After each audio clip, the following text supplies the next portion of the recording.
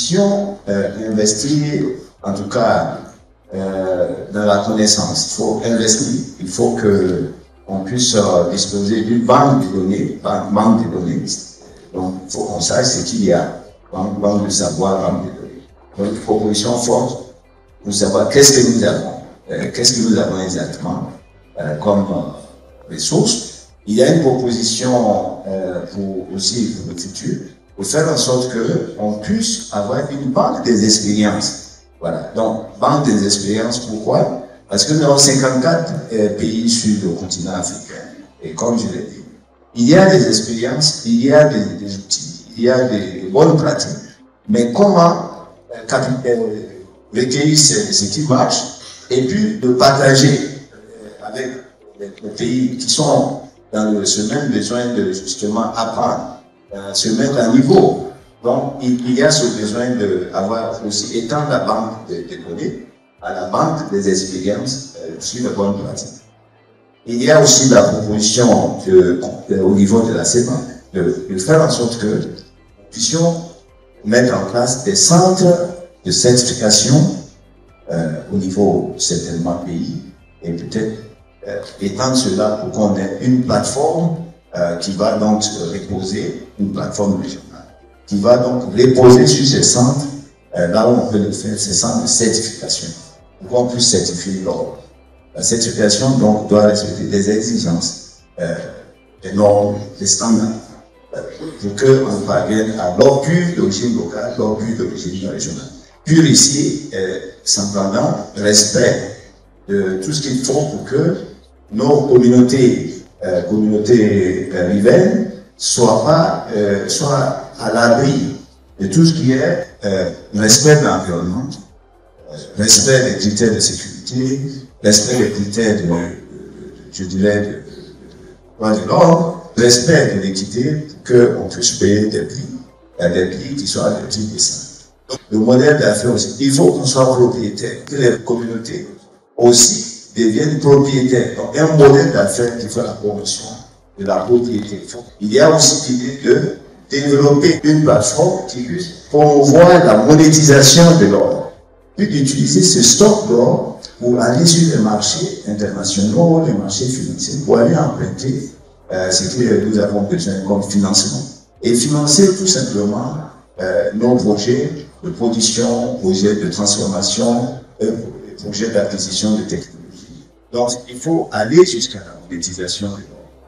Les institutions universitaires, ces grandes écoles comme celle que je dirige, ont beaucoup de choses à apporter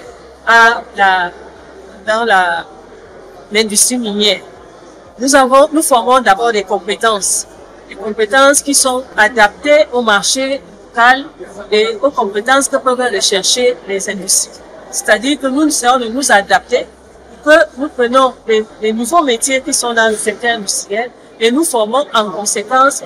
Nous pouvons aussi apporter dans le domaine de la recherche. Nous avons la recherche-développement. On accompagne la recherche-développement pour rencontrer les besoins en innovation de l'industrie minière, mais aussi nous pouvons amener le consulting. Nous avons des pools d'experts qui peuvent être mis à la disposition des entreprises minières pour adresser tous leurs besoins, la connexion des données, l'exploration, les niveaux d'enrichissement des différents minéraux qui vont exploiter, les techniques qu'on peut apporter, des choses, un plus par rapport à ce que ils sont en train de faire sur le terrain, parce que les connaissances, c'est nous qui les créons, et eux, ils sont en train de mettre en application ces connaissances. Donc, nous devons les accompagner dans ce sens. Et dans ce sens, nous avons créé dans le cadre de l'école, nous avons dit que c'est l'école de génie chimique et des industries minérales, qui s'appelle EXIM. Nous avons mis EXIM+, et c'est ce qui allait dans le sens de ma question. Comment nous pouvons faire un partenariat gagnant-gagnant entre les usines et les entreprises minières et l'école, avec une gestion privée, un partenariat public-privé. Comment on peut mettre ça en place et comment ça peut être cadré dans un cadre général qui peut voir comment les partages de bénéfices peuvent se faire. Et ça, nous avons baptisé ça EXIM+. C'est apporter vraiment un outil pédagogique. Parce que nous avons besoin des usines-écoles, des sites miniers-écoles, où les étudiants peuvent mieux se professionnaliser parce que le secteur minier est assez fermé. Il se professionnalise et maintenant, nous pouvons aussi produire de la richesse et cette richesse peut être rétrocédée à l'université pour pouvoir supporter la formation. Nous envisageons de faire des projets de recyclage des déchets miniers ou bien des effluents miniers. Nous sommes en train de mettre ça en place et nous allons aller vers ces entreprises pour leur montrer comment nous pouvons gérer leurs effluents miniers ainsi que recycler les déchets miniers dans d'autres sites de production ou dans des sites parallèles qui peuvent être complètement gérés par d'autres entreprises ou même par la même entreprise. Le potentiel minier de la République de Guinée fait pour ces grandes réserves en bauxite qui sont estimées à plus de 40 milliards de tonnes. Les minerais de fer également à 20 milliards de tonnes. On a aussi entendu parler du mont Simandou, Zukuta, Nimba, qui sont vraiment des monts qui ont des ressources ferrugineuses avec des teneurs assez importants. Au-delà de ça, il y a également des ressources conifères. Aujourd'hui, on a 40 000 kilomètres carrés de formation minière. C'est une formation qui contient de l'or et de l'argent. Donc aujourd'hui, on a peu de sociétés industrielles qui évoluent en Guinée. Donc on a encore une grande potentialité à découvrir en termes aurifères du pays.